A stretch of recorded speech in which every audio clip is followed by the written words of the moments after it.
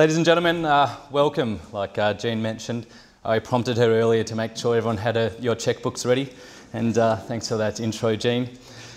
Tonight, I'm excited to share a vision with you. A vision of how young Australians can and will become world leaders in addressing social problems. We've invited each of you here tonight because we truly believe that as individuals and organisations, you can invest in this vision. Before sharing this vision with you, I want to thank some of our major sponsors that are here tonight. Gordon and Michelle Duncan from Lennon House and Peter Cooper from the Coopers Foundation, Coopers Investors, sorry. These two organisations have been the financial backbone of YGAP for the past 5 years, and we're truly indebted to your work. Our more recent supporters, some who are present here tonight, Hall & Wilcox, PricewaterhouseCoopers, PPB Advisory, Cassette, Bastion, Run Property, Photo for Freedom and Big Dog Entertainment. Thank you all for your support over the number of years. Let me thank our steering committee, a number of who have helped establish our governance in the last 13 months, and Chris Judd for being our ambassador. Not only a Visi ambassador, but we're happy that you're a YGAP ambassador too. Thanks for your journey with us, Juddy. And finally, let me sincerely thank Jean Pratt and the wonderful Raheen team for letting us dream about having a vision dinner here tonight and for your gracious hospitality. At YGAP, as many of you know, we exist to support and inspire social entrepreneurs to end poverty. I'm proud that YGAP is and remains a voluntary-run organisation.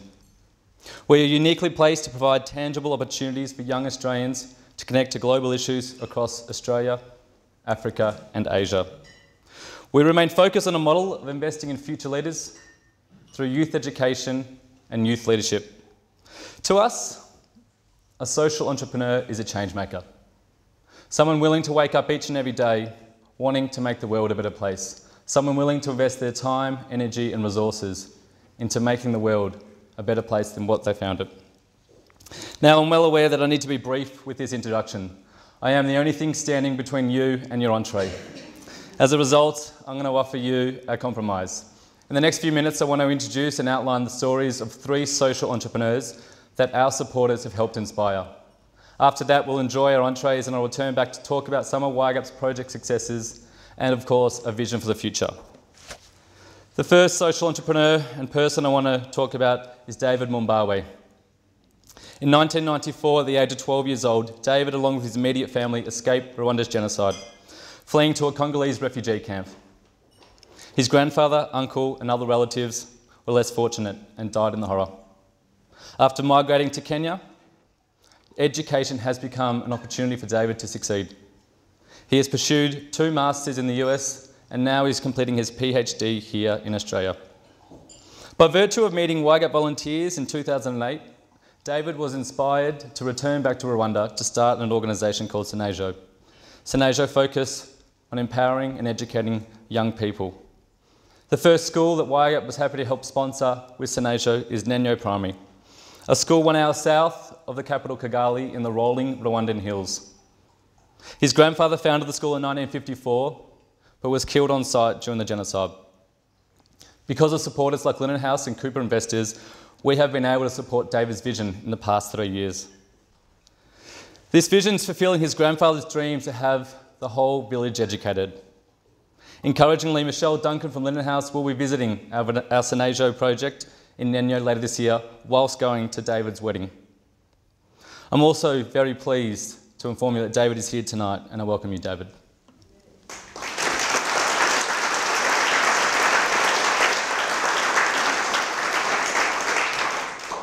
A young Cambodian girl named Lytia has had a profound impact on my life. I like to believe she changed my life. Resilience and courage understates the amazing work this lady does. She is such a strong woman. Lytia was born on the border of Cambodia and Vietnam. Like many people around her, she grew up in abject poverty. At the age of 8 years old, her parents were tricked. Her parents were told that she'd be taken to China to receive an education and work part-time to help fund the family. Lytia was taken to China, but she wasn't taken to be given an education. She was forced to become a domestic servant, working day in, day out. She told me late last year when I met her, life wasn't too bad for the first few months, up until the 4th month, when she was raped by the Chinese husband, an 8-year-old. She said her life became a daily living nightmare. This continued on for a number of months before Lytia was trafficked back to Cambodia. The wife of the husband became jealous of Lytia. She wasn't taken back to her family. She wasn't reintegrated back into her Cambodian society. Instead, she was taken to Phnom Penh. From the age of 8 to 11, for 3 years, she was taken into Cambodia's hideous sex industry. She was trafficked across 11 different brothels at the age of 8 to 11. She successfully escaped from the brothel after unsuccessfully trying a number of times. And I recall meeting her last year, and whilst participating in YGAP's leadership program that we ran in Cambodia and Phnom Penh, I asked what her dream for life was. And Lytia turned to me and said, "Elliot, I want to do as much leadership training as possible. I want to get an education because I want to become a journalist." And I said, "Lytia, why do you want to become a journalist?" And she said, "I want to expose and tell people the truth about Cambodia's sex industry." She asked me to do one thing. As a friend of hers, talk about her story. Tell people about the issues that occur in Cambodia. Lytia is choosing a life of service. The third person I want us to talk about tonight is Laura Misi. When it comes to volunteering, there are few people in the world like Laura. Laura lives in Northcote. She is born and bred a Melburnian. No words can describe her passion, energy and love for people less fortunate. By day, Laura works as a social worker for the Department of Human Services. By night, she volunteers her skills with YGAP. Laura exemplifies the many young people we have in our amazing organisation. Laura, and I proudly say this, was the only volunteer to participate in all 3 of our project partnerships last year, self-funding herself to go to Cambodia, Rwanda and Ghana. I asked her, "What influence has YGAP had on you, Laura?" She stopped and said, and I quote, "Travelling and volunteering with YGAP has given me the gift of perception and gratitude. It has enabled me to become a stronger, more generous and grateful individual." Laura probably won't like me saying this, but when I first met her over a coffee at Kinpo Cafe, she told me she had a fear of public speaking. I said, "That's going to be an issue because you're about to become a team leader at YGAP." I was proud 10 months later to sit in Nenya, Rwanda with David Mumbawe as Laura got up in front of 1,000 people and spoke on behalf of YGAP. I'm proud to say that Laura, as a volunteer, is here tonight too. Welcome, Laura.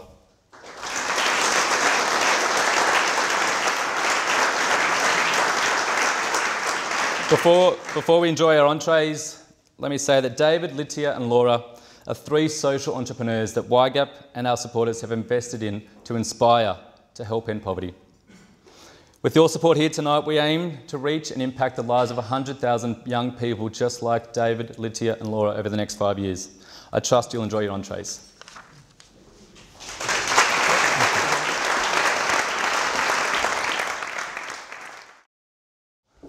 Round 2, now it's time to ask for money. I'm joking, well, just for the time being. Ladies and gentlemen, I'm proud to say that our supporters and volunteers, many present tonight, have enabled YGAP to make a positive impact both in our field partnerships across Africa and Asia and here in Australia too. Over the past 5 years, we have addressed social problems, focusing on youth education and youth leadership. It is the reframing of a problem and finding a solution. We remain focused on a hand-up, not a handout approach. Some of the social issues we've been working to address include: in Malawi, we found that access to an education is not equal for every child. When we first began working in the Nguyen Primary School, 6,692 students were educated in 12 dilapidated classrooms. Now, as you can guess, 6,672 students do not fit into 12 classrooms, so many of the classes were held on the perimeter of the school. Whenever it was too hot or it rained too heavily, kids were simply sent home and denied a day's education. In Rwanda, when we first met David Mumbawe in late 2008, he informed us that 0% of students at the Nenyo Primary School graduated and went on to secondary school. In Ghana, we came face to face with the horrific nature of child exploitation. Children as young as 4 years old from vulnerable communities are sold into slavery to work in the fishing industry, amongst other industries in Ghana. At a very young age, the children are made to work up to 14 hours a day. They often experience adverse physical and psychological abuse and do not have access to school and medical services. There's an estimation, as our project partners informed us, of 7,000 children that are enslaved along the Lake Volta region. Like many of you know, Cambodia has unfortunately become an epicentre for sex tourism. It is estimated there's approximately 100,000 female prostitutes in Cambodia alone. Many, like Lytia, my friend, trafficked against their will, forced into a life of torture and abuse. To tackle these social problems, focusing on youth education and youth leadership, YGAP has built strong support from many organisations and individuals. We're truly proud to have a number present here tonight. We've become known for running amazing events, including balls, bike rides up and down the east coast of Australia, bike rides across the west coast of Africa, photo exhibitions like Tom Goldner's Photo for Freedom, and starting a social enterprise cafe, which many of you might know, Kinfolk in Burke Street, inner city Melbourne. However, the one fundraising project I want to outline in more detail is our 5 cent campaign. YGAP realised a lack of utility around an individual 5 cent piece. After some research to the Mint, we discovered there's actually $150 million of 5 cent pieces in circulation. $150 million of unwanted 5 cent pieces out there in our society. So we've become the charity willing to collect all your 5 cent pieces.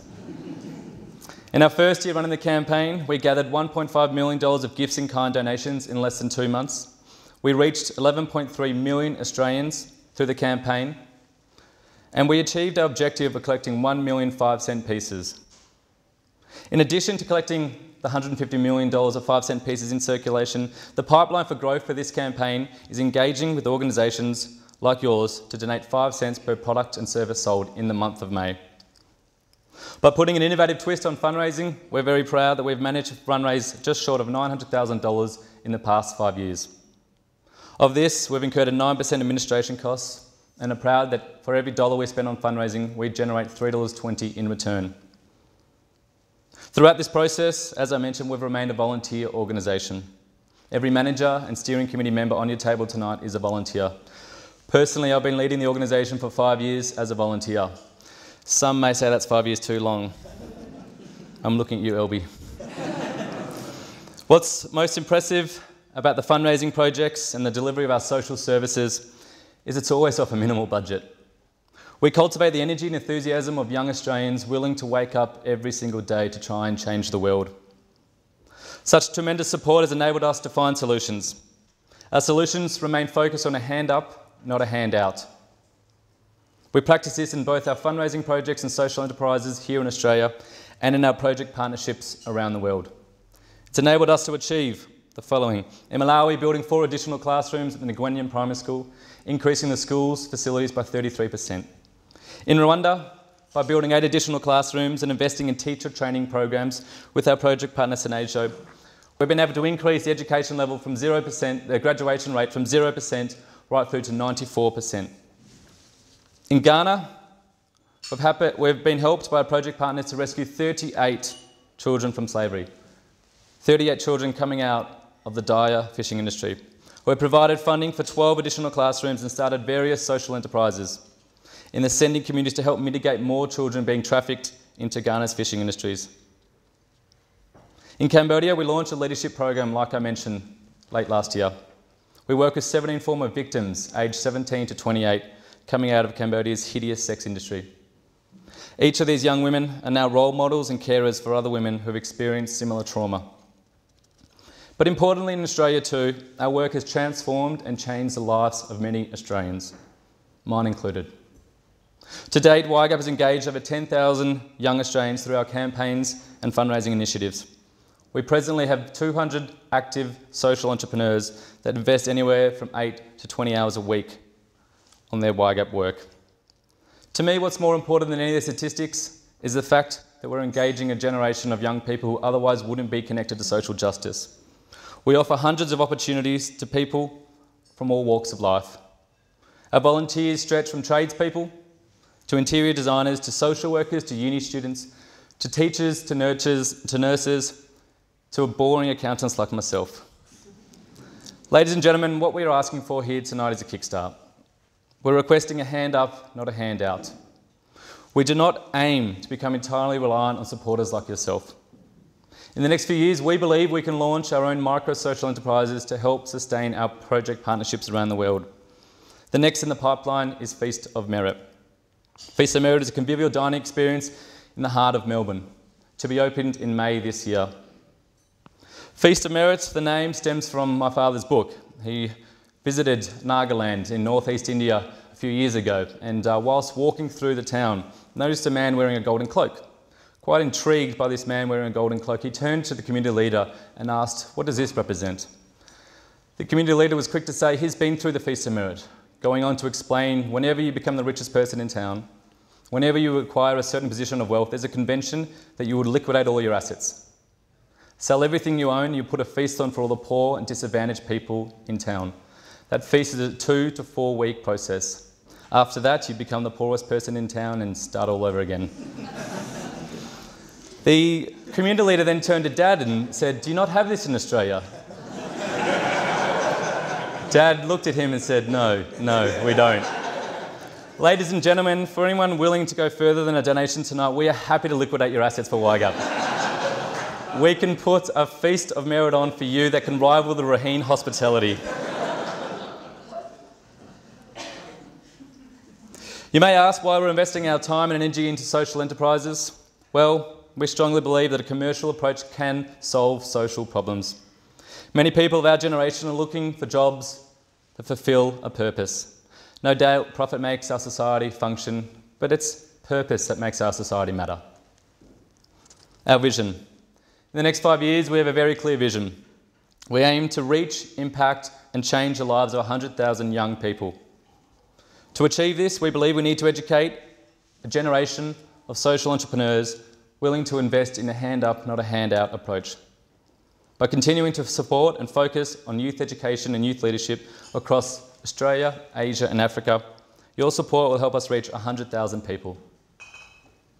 To achieve this, starting tonight, we aim to fundraise $200,000. It's our hand up, not our handout. So how will your support impact the lives of 100,000 people over the next 5 years?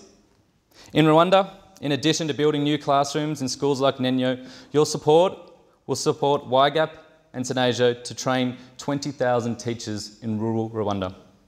We aim to lift the graduation rate of other schools in the district near Nenyo to 100%. In Ghana, by focusing on youth education and social enterprising, your support will enable us to work with 20,000 people who are at risk of having their children exploited through bonded labour. In Cambodia, your support will enable us to invest in leadership workshops for up to 10,000 former victims of Cambodia's sex industry. While in our own country, your support will enable YGAP over the next 5 years to engage, mobilise and inspire 50,000 young people. We have no hesitations that we can achieve this. This is our vision that lies ahead. We're excited to explore new partnerships with local grassroots organisations around the world. One thing is for sure, we will continue to partner with local grassroots organisations. We believe, at the heart of what we do, that local people have the answers to local problems. We are simply part of facilitating their solution. Together, we are planting a seed for a future tree to grow. Tonight, we provide you the opportunity to reach, impact and change the lives of 100,000 young people across Asia, Africa and Australia. Young people like David, Litia and Laura. I will not rest knowing there's an 8-year-old in Cambodia that may be stripped of her innocence, taken away from her family and taken down into Phnom Penh's sex industry. I will not rest knowing that tomorrow children in Malawi may lose a day's education because of the rain. I will not rest knowing that a 4-year-old in Ghana may wake up tomorrow to face a 14-hour long laborious day of work. And I will not rest knowing there's a whole generation of people my age willing to take action and stand up, but waiting for a vehicle and an opportunity to do so. Ladies and gentlemen, tonight, I hope you join with me in thinking about investing in this vision. Thank you.